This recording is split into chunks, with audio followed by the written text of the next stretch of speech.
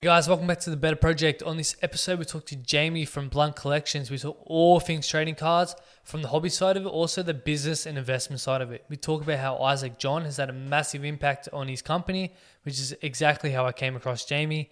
So if anyone's interested in getting into the hobby, after this episode, head over to Blunt Collections and check him out. They do breaks, they sell singles, boxes, they do a lot. He also has a cool store, which I'll be heading to once the borders open up again. So yeah, hope you guys enjoy this episode. If you do enjoy it, please remember to like, share, and subscribe. It really helps me out. Cheers, guys. Thanks for coming on, giving me your time. Yeah, no dramas, brother. You want to quickly introduce yourself and what you do? Yep. Jamie from Blunt Collections here on the Gold Coast. We are a trading card and collectible store, mainly doing sports card and basketball breaks online. Yep. So take me back. How'd you get into the hobby? Cool. The hobby I've been doing, not sports cards, but Pokemon collecting probably since I was around for the 1999 Pokemon era. Like I was a young snapper running around with a BMX bike, and we had a local card store, probably a 5-minute ride from my house. So I basically lived there as a kid. The love for NBA probably came. I've always been into my sports, rugby league, AFL, everything like that, but American sports, I've been probably in love with that since like 2005. But then jumped on the card collecting wagon in like 2015 and, kind of started Blunt, August last year, just as a bit of an Instagram page for myself, just doing my own pack opens. And then basically a bunch of mates thought, this is cool, can we jump in? And started to do like group breaks between mates and then did those live and here we are. Yeah. So how's the new store going? Did you have an old one before this, I seen? Yeah, we did have a store at Carrara Markets in Carrara. It was okay there, but it's kind of at a time like the card market has boomed like in the last few months, and I think between like having COVID locking everybody up gives everyone a bit more time to appreciate kind of what the cards are and that love and passion for it. But since opening the store here in Varsity, it's been incredible. Like the local support, and even like got people driving a couple of hours to even come down and just even pop in and say hi. Like not even to buy a pack of cards or anything, but yeah, it's pretty cool to see just how many people are into it. But then just the curiosity of the outside people that aren't sure of what it is, and when they come in, you tell them about not just basketball cards, just cards in general. Like we sell Pokemon and all different kinds of things here, and it's amazing just the variety of different people you get in that are all have that kid side to them. Yeah. They're all all happy to have a dabble and spend some money on something that they love. Yeah, the store looks sick. I'll definitely be coming up when the borders open. Yeah, it's definitely coming too as well. Like from last weekend to this weekend, like it's growing. Like we're getting more stock on shelves and finding out what everyone wants as well. It's pretty cool. Yeah, so most people know you for the breaks you do. But for people who don't know, you want to quickly explain what a break is? A break. Okay, so obviously since the sports and the hobby has come around, a break is a group of people can buy a share into a variety of different products. So a box break, for example, we might put up $3,000 worth of retail product in stock, and then 30 people then buy into that break for a share, let's say $100 to make up that $3,000 value. Then all of that product gets busted live on an online stream. When you buy your spot, you get a random team that goes with your spot. So, for example, if you bought a spot and ended up with the Lakers and an autographed Kobe Bryant card came out, you would get the Kobe Bryant card. We do ship all base cards. So basically every card that comes out for your team, you do get them. What would you say was the best card you pulled? Oh, there's been a few recently. Me personally, I think the one that sits is the Kobe Bryant 101, which is just last week. It was the first big hit in the store. Obviously streaming from here now. Kobe, means a lot to me, and that card just in hand was pretty stunning, and to be able to hand it over to a local too was pretty cool. Rion, he's done quite well with the breaks, and What's a card like that worth? But it's like a card like that to me, it's priceless. Like, if I had any amount of money and, everyone said, Jamie, did you want to buy it? Like, it'd be hard to offer him that kind of money. Like, if I had 50, I'd offer 50. Like, if I had, 100, like, it's that kind of thing. Like, Shaq collects Kobe Bryant cards. So you put that kind of person, in front of that kind of card in a slab. Like, to me, it's in beautiful condition. The corners are sharp. And, like Shaq's got money. So, but I spoke to Rion. I said, what are the plans? And he said he wants to keep it. So, for now. So, he's got kids, and to hand them down to them it's something pretty cool. That's a once in a lifetime card. It really is. Yeah, it's only going to increase in value as well. Yeah. Well, Michael Jordan cards, they go up, 15 to 30% every single year. So, I think something like that will definitely maintain its value, if not increase every year, without a doubt. Yeah. So what makes NBA cards more sought after compared to other sports, you think? I don't think it is actually like that. I think that's just the opinion that people think. I think it depends where you are in the world. Like you look at baseball, if you go and dive into that Japanese market for baseball, like you're looking at higher pricing on cards. Compared to, NBA cards. But the same with the NFL, like you jump over to the States and look at what the cards are selling for over there. It's just not the market here in your face as it is the NBA right now here. I see more and more every day now. Obviously, once you're involved in the hobby, more groups, more pages, more cards being shown.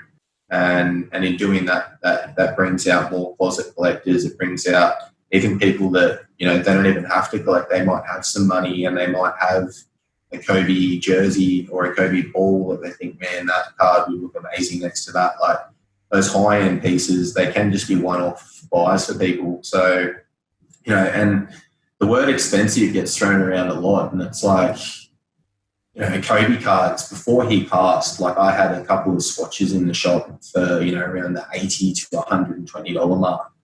They were numbered to 49 and 65, I think. And people would come in and it was always the most picked up card. Like people pick it up and have a look and it's like, oh, this is cool and blah, blah, blah. And people would be like, why is it so expensive? And it's like, is it though?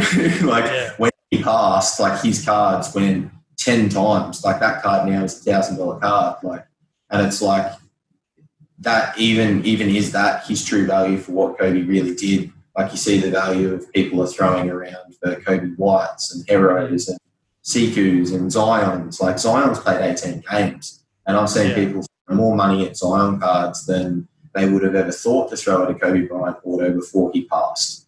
So, the word it is expensive, but I think it throws down to like who you're buying, for what reasons and all of that kind of stuff as well. So most people see breaks and they say, $60 or 150 a spot.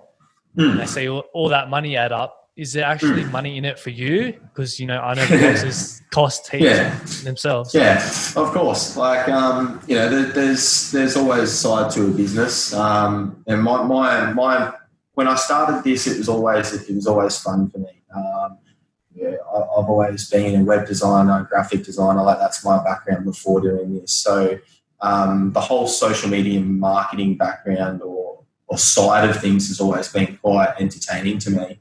The whole influencer thing or anything like that, I never ever thought like I'd be here like streaming or anything like that. Like when I started, like if you went back to all my videos on Facebook, I'm not on the camera. Like I'm one of those streamers that all the cards are there and I'm not there at all. And when I started, it was none for profit. Like I was breaking boxes of Prism 18, 19 Prism blasters every afternoon at 4 o'clock for $4.20 a spot. Like, if anyone saw those prices now, you'd be like, what the hell? Like, the blasters were costing me $100 and I was making $20, but then I have to ship 30 guys cards at $3 or $4 a thing. Like that's the $120 alone. Yeah. So but back then, I'd grab a few spots and, grab my Lakers so I could try to get Kuzma cards when it was 17, 18 breaks and all that kind of stuff. But it then grew quite rapidly into a quite tight group of guys. Like I would say, they really backed me and were in every single break. And like early days, like it was hard to even fill a break. Like $40 to, like if I showed people some lineups of breaks and compared what a price now would be to what it was then, and it would still feel so quick now. I had to run minis and razzes and all kinds of things to, give guys payment plans and all sorts of things to fill like breaks early days. Yeah. So, it's come a long way, really. Yeah. When I first joined, there was only a few hundred, and I checked yesterday, 2,000, and the breaks are filling like fucking within 30 seconds. Well, that's right, because it's only 30 spots in a break, and you've got 2 people on the page. It's just over that 1%, or, need to be interested in that break, and it's kind of not why I've gone down the path of doing more high-end breaks. It's more that value break. So, like instead of doing a $30 one and they fill out, do another $31 to fill out, and like me sit here and bust and not really return that value, I'd rather do the hundreds and the 120s or even the 70s. It's $2,000 worth of product. So roughly, even on the worst of the boxes, you should be getting at least like a 60% kind of market return. So there's still going to be hits in it. But that's like, there's generally a big hit in like most of like the breaks. There's always one. And it puts that investment, like you look at every break, like last night, RJ Barrett on card, auto, origins, like, to 49. That's probably $300-400 card. For $100 spot, that person's 3-4 times in front. Not that happened to everyone, but there's a base card of John Morant that's, a $40-50 card. Like I'm just looking at them now, like there is value there, but people have to do the work to get it back. And like that's a hobby. It's not jump in a break, get the big hit, and then we're millionaires. It's a hobby, and the breaking is a part of the hobby. So, sell your singles. Like I know so many of my mates that jump in the breaks and it's like piles in their rooms and cards. They're always like, I can't get into it, I can't afford it. I'm like, dude, you've got one card there that you could flip in a heartbeat and you've got your spot tonight. And then all of a sudden you've got another stack this big. And you flip another one of those and you get another spot, and, it actually turns into like a business or a side hustle or whatever you want to call it. Like, the singles market right now for anyone that wants to get in is just phenomenal. But you got to do it right. Like it is a job. Like, obviously listing the products, doing good photos, following through with the sale in the way of packing your cards correctly, getting to the post office that day or the next day. Like, the hobby is quite fierce when it comes to not sending stuff correctly or even, hesitating and, or not communicating correctly. So if you can do all of those things correctly, you can easily make, good point in the hobby right now. Yeah. The hobby, very addictive as well. Of course. When I first joined, I got, was it Grizzlies first break, and I just hooked it because I got like John Morant's or some shit. I think I remember too. Then me and the missus just kept going in, and then 2 weeks later we've dropped 1K into it. I was like, oh fuck. I know. Like a lot of people that go deep into it, and like again, it's like that whole thing of I didn't get my $1,000 hit, but like for example, Vigo, he's just come on board and launched Blunt Collections in New Zealand. He's financially like invested into those breaks pre getting involved in it, and the piles of cards that he has, like he still hasn't had that. He hasn't, every break 2-3 spots. But like the other day, he's like, "Do you want to go through the cards before sending them to me? So we can, like, if there's any worth grading, keep them there and then send them over." I picked up like 3 piles, and in that time, from when he first got into it to now, it's like I'm pulling out a Curry press proof crunch time. It's like a $350 card that's just, it's in a sleeve, but at the time it was like $30. It's not even a top loader kind of thing. So like that craziness, and even the date on it was like the start of April. And I went back and I looked at comps, and it literally was a $30 card to now to being so much higher. It's just, yeah, crazy. Yeah, it's great. How did you deal with the rapid growth over the last few months? Um, very, very lucky. Like, local guys have been, the key to it. And, I've got some really good guys, Michael Etheridge, Blair Chave, Ryan Elworthy, Nick Phelan and his brother now, Josh. Like, these guys basically just jumped on all the time, offering help, pretty much labour free. Like, I don't, it's just for the love of the hobby, basically. Now that I've got the shop, Mickey's on full-time employment, and, he smashes that nail every day of the week. And, that's probably been the key factor, and which slowed me down when I was running it at home by myself. Running and having the demand of having to do 3 breaks a night and to make everyone happy, and even for myself, like, that's what needed to happen for the business to grow. The hours that I was putting in there with COVID was like having no one to be able to come over, having to sort 90 piles of cards at the end of the night, bag them up, and then have all of those people message for their postage, list the breaks, do the graphics, do the text, the payments. A lot of hours, like, but how did I manage? I don't know, but it was definitely. It's still, we're learning a lot. It's at the point where there's still a lot more growth to happen. Like, we've got a lot of stuff in the pipeline, and we've got the right people around us. But yeah. Yeah, you mentioned New Zealand. So what's that like? What made you want to expand there?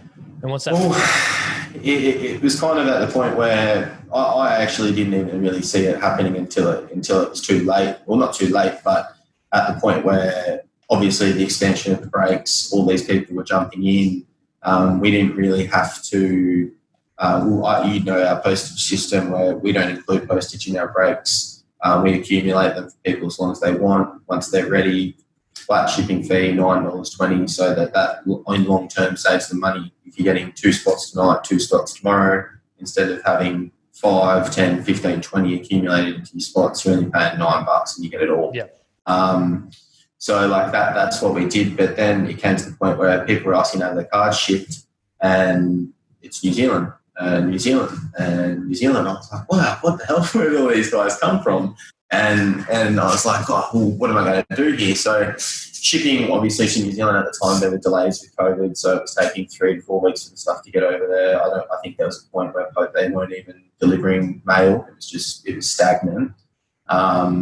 So I've been communicating with Vigo, obviously, nearly every day, just made a relationship with him. He was in the breaks, new to the hobby, talking about, the cards he got that night. We jammed together on a fortnight, all of those kinds of things, and made a really good relationship. And then it got to the point where, as mates do, we started to talk about the business, and I told him about the financial, point and where I was at, if I had this kind of growth, like where I could get to.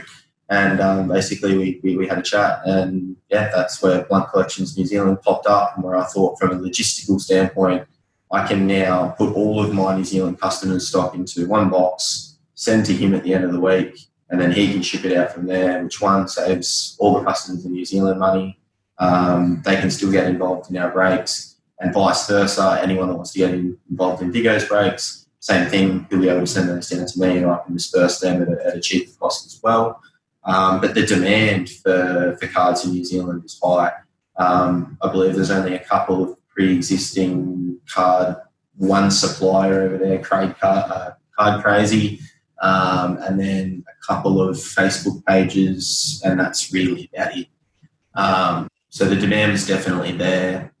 Obviously, with all of the start of all of this, TJ, Marinara, Aaron Smith, all of those, Sandor, those boys have all popped up, and they've started that pull-up cards. So like that's, there's definitely even the room for relationships in which we've started to create there, which I think will see massive growth of the hobby in New Zealand.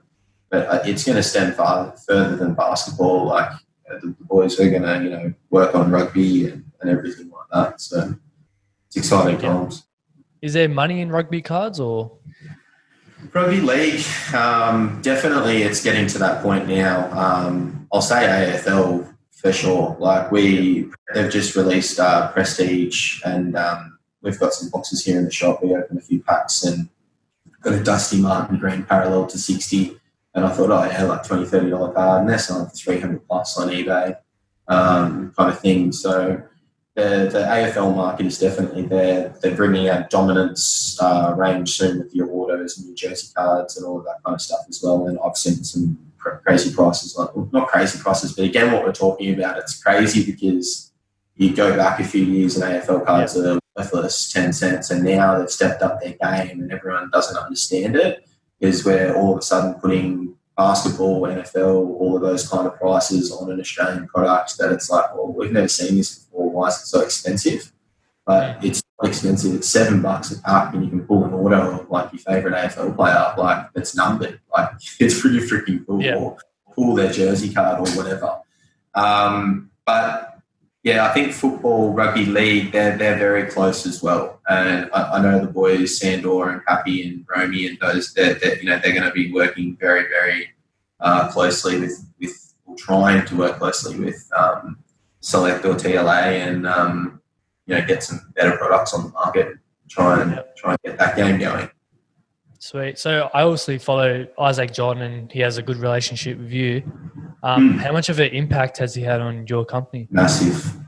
Like, I can't thank the guy enough, man. Like, absolutely huge. Like, I think the day he shouted me out on Instagram for those optic retail boxes at $350, I think my page went from about 500 followers to about 1,000 in 24 hours. Shit. It was just insane. My inbox blew up. I didn't know what to do. I was, even that was 48 hours of just constant fulfilling orders. Like, we went through cases and cases of that stuff, and I was basically giving that away at that price. Like, if you go and have a look at the price of that now, like at $350, it was a giveaway. And yeah, like even now, like he still helps and calls and messages and then really I didn't even know Ice before cards. Like, and he popped up and reached out to me and asked me questions and I've done the same, and honestly, the bloke's a legend. You couldn't thank him enough. Yeah, like he's the reason I got onto you. I didn't even really follow NBA that much, and all right, get into it. Now I'm addicted. Yeah, exactly. Yeah. So what's the goals for the next few years? What's in store?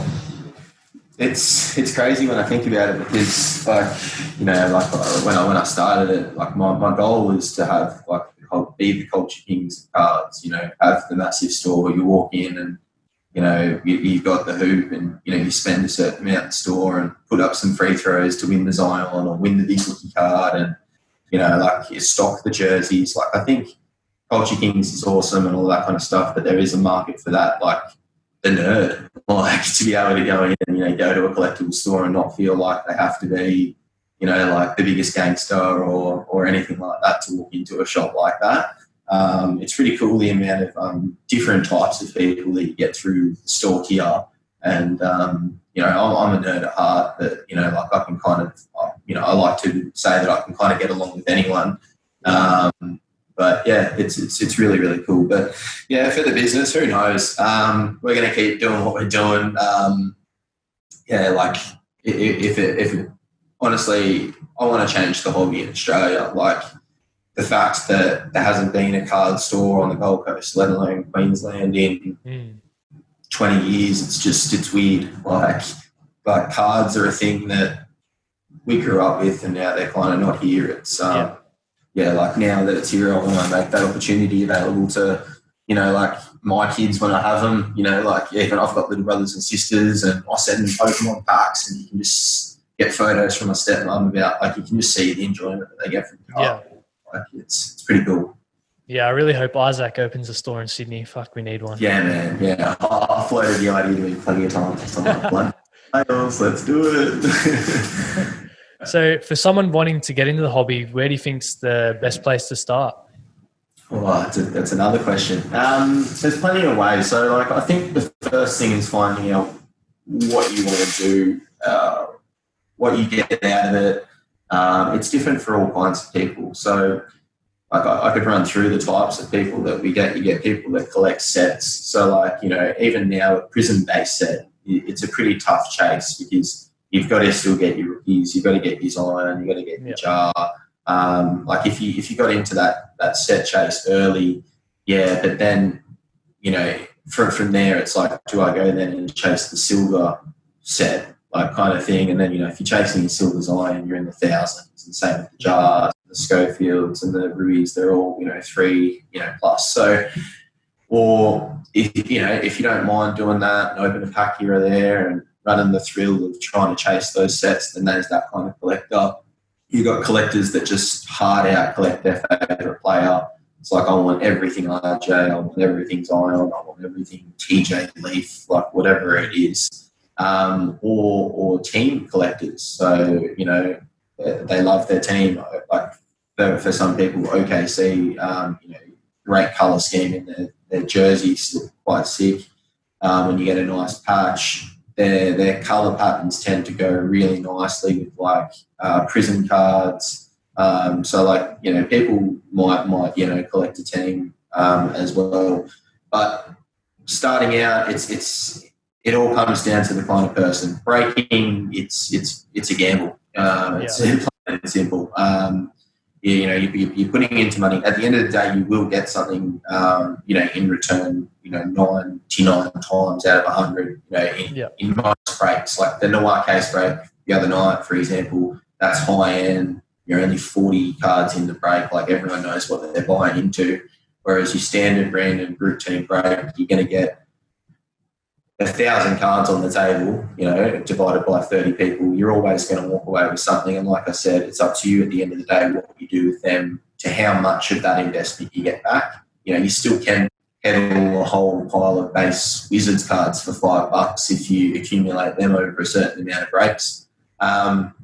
If gambling's not your thing, there's plenty of groups out there, NBA card market, NBA Trading Cards Australia, those kind of pages. They have people that list individual cards for sale. They have auctions. There's a 99-cent starting bid Australian group auction page, so people will list up a whole stack of cards in the comment thread, just a dollar starting bid. You can go through and bid on those. Beware of eBay. Like, do your research. You'll see a card might look great. Do your research. You can click on eBay and search by like sold listings as well, and that might help. When it comes to how much you're going to bid on an auction. But at the end of the day, if it's an auction and you love the card and you want to get in a war with someone over it, then that's what it's worth to you. So and that's another type of collector. There's the ones that are doing it for themselves. There's the ones that want to do it as an investment. And if you want to do it as an investment, then that's a job. You've got to go out. You've got to do research into what you're buying.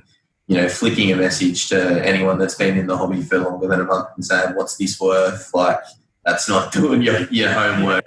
The amount of messages I get, is this worth a thing? It's like, mate, like, yeah, like, if you're doing it for a money thing like that, it's a job.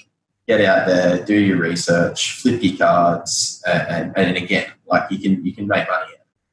Yeah, I bought a few singles, but it wasn't the same excitement as a break, sitting there. Yeah, and that's right. Like what I said, like it's that, like it depends on the person. Like, yeah, it's cool when the mail rocks up, but like what you're getting, you open it out, and you're like, oh yeah, cool, it's here now. Whereas like when you're into a break, you don't know what's coming, and you could have the worst team, like, and all of a sudden you've got a one-on-one of the best player in that team. Like it can be any experience in any break.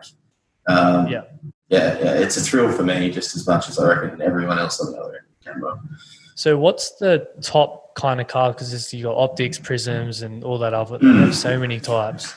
Well, I think prism's king. I think optics slowly creeping up. I think optic, even the ranges that they're bringing out, the optic team all at the moment is by far one of my favourite products. They look better than prism, I reckon, as well. Yeah, the price range, it's still there, the prism and shirts, but I think, they're stunning cards, and if you hit the right ones, like you're going to get that return on your investment if that's what you're in it for, or if you can get your cards that you want, they look amazing. So those gold parallels and the team ones, like, yeah, really, really nice. But yeah, Prism King, I'd say Optic close behind. Select would be that one, and then I think everything outside of that is more just dependent on the collector.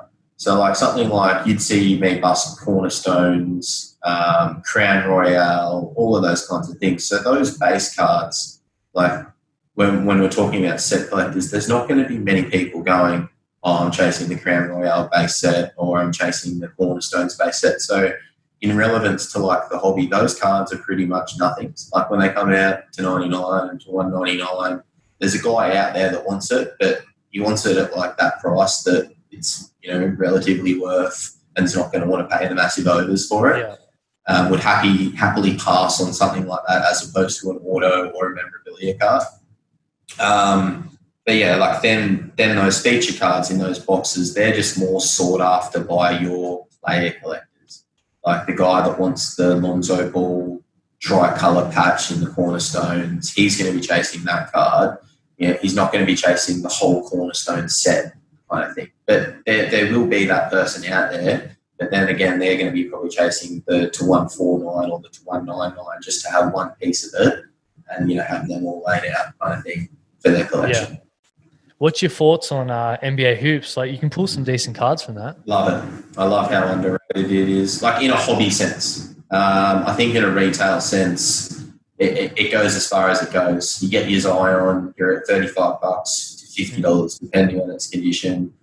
Let's say I said this today, let's say in 20 years' time, he's at Jordan status. That card's still only going to be worth $150. Like, it's not going to go much further. So the hype of the hoops space signs and everything, I don't think it's quite there. But when you're talking about, like the Kobe 101, your LeBron James high voltages, you crunch. That's actually out of Don Russ, your crunch times and that kind of stuff. But yeah, hoops I think is heavily underrated for what it is. Yeah, because I got this gold LeBron. There you go. You got that out of one of my breaks, did you? Yeah, and this Kobe one as well. Yeah. Well, like that Kobe series there, I have the to 15, to 25, and to 49, and the purple trip and the base. So yeah, I'm trying to complete that. They're a lot. Kobe one worth? Again, like I wouldn't know. I haven't looked up his prices since he passed. Like I don't kind of go anywhere near it. But yeah, I think it like what it would have been worth before it, maybe like a $25 card, but like everything went up like 5 to 10 times like after that. So, and again, like that, you put it in a slab and it gets a good grade. Yeah, that's when it's really. I think that's the key with people evaluating car prices too. It's like when it's in the slabs, when it's got that $100,000, $200,000 value. Before then, it's the raw value is not real true unless you know it's in kind of thing. I guess at the end of the day, it's only worth what someone's willing to pay for it. Exactly, man. Exactly. So outside the hobby and business, what do you like to do? At the moment, basketball. I love basketball. So, when the season's on, I'm watching every game. So, we're already going to put the TV up out the front. I've got the TV up above my desk, like the games on here. I'm heavy into fantasy. I don't mind having a punt on the NBA as well when that's on. I get deep into the punters clubs and all of that kind of stuff. Yeah. But yeah, all things ball. My missus and I, we've got Kuzma, a little Frenchie. Yeah. So yeah, always plenty of time mucking around with him and her, and going down to Burley and everything like that. But yeah, he keeps us very busy. So what's your thoughts on the Melbourne boys setting up their own breaks? It's pretty sick. I love it, man. Yeah, I love it. They, again, like turning the hobby on its head. Like I think just that outside, it's brought NRL collectors into my shop. So I sat at Carrara Markets for 4 months, let's say, and I wouldn't have sold one NRL card. And I had a fella come down yesterday and he was absolutely stoked that I had, Minicello and Jake Friend cards and left with a smile on his face. Like, Yeah. backs that.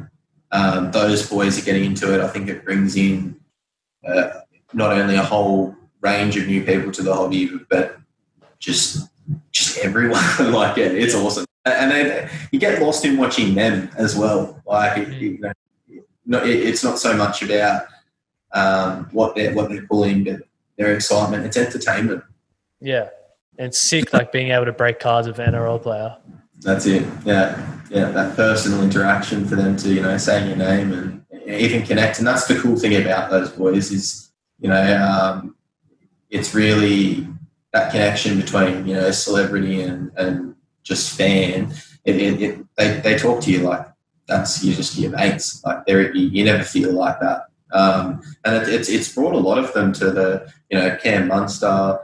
Dukes was in the break the other night as well. Like, he popped up out of nowhere. I was like, wow, like, kind of thing. Yeah. Like, didn't even message to, say he was jumping in, just claim a spot. Like, it's pretty cool. Like, yeah, it's good to see the other side of people at the end of the day. Like, yeah, they're just blokes. Yeah, it's pretty sick. Yeah. So, lastly, I've got to say, man, like, ever since my first break, I've been truly addictive and really enjoyed it. Just the little things, the pop-ups of, Rolo and then Jerome Hughes and all that. Yeah. Pretty sick, man. So keep up the good work. Cheers, brother. Appreciate it. And quickly, where can people find you? Yeah, so the new shop is, we're kind of tucked away in the corner. So we're in Varsity Lakes. It's 201 Varsity Parade. The area is called Market Square. So you drive in, you'll see the IGA and the post office, and we're just around the corner from that. There's parking around the back as well. Yeah, sweet. And then just on Facebook at Blunt Collections. Yeah, that's right. Facebook, Instagram.